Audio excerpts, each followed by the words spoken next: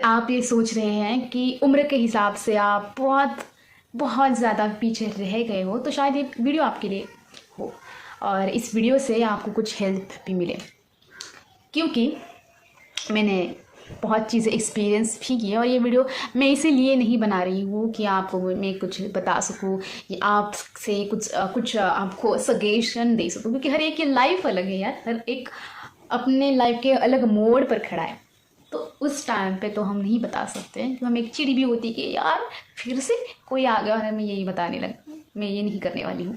मैं बस अपनी लाइफ के कुछ एक्सपीरियंस या कुछ स्किल आपसे शेयर करना चाहती हूँ, क्योंकि मैं भी एक आपकी जैसी हूँ। एट द 24 मैं अपनी लाइफ फिर से रिस्टार्ट करने वाली हूँ और कर भी चुकी हूँ, और कुछ चीज़ें मैं अब फिर से रिस्टार्ट करने वाली हूँ। तो ऐसा क्यों? क्योंकि आ, क्यों ये प्रश्न क्यों पड़ा? क्योंकि ऐसा क्यों हुआ है? क्योंकि हमारे सोसाइटी का या हमारा भी कुछ टाइम पे ऐसा माइंडसेट था, और सोसाइटी का आज भी है कि समय के कुछ कुछ पड़ाव में हमें हमारा ये पूरा होना चाहिए। जैसे कि 22 एज तक हमारा लगभग कॉलेज ख़त्म होना चाहिए, 24 तक हम अपने पोस्ट ग्रेजुएशन अगर हम कर रहे हैं तो वो लगभग हमारा ख़त्म होना चाहिए, और हम सेटल होने के राहत में होने चाहिए। एट द एज 25 26 हम सेटल होना हमारे लिए ज़रूरी हो जाता है सोसाइटी के हिसाब से।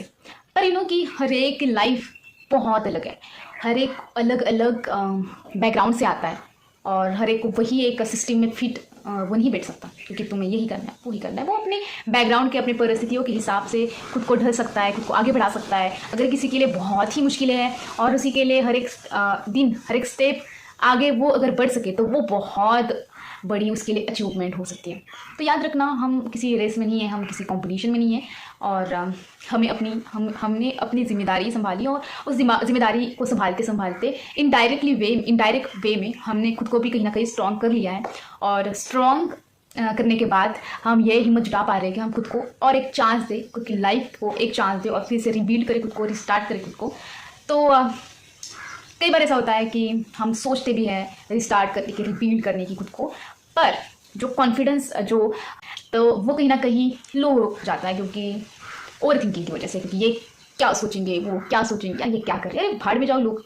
उन्हें क्या पता है कि आप किस चीज़ से गुजर के आ रहे हो और आपने किस चीज़ों को फेस किया है। तो वो उस लाइफ में, उस जर्नी में आप खुद के लिए आप एक हीरो हो, हीरोइन हो मैं कह सकती हूँ कि एक विनर हो, कि उस स्थिति में भी आपने खुद को संभाला और आज आप खुद के लिए सोच पा रहे हो। ये बहुत बड़ी चीज़ है, बहुत बड़ी अचीवमेंट है।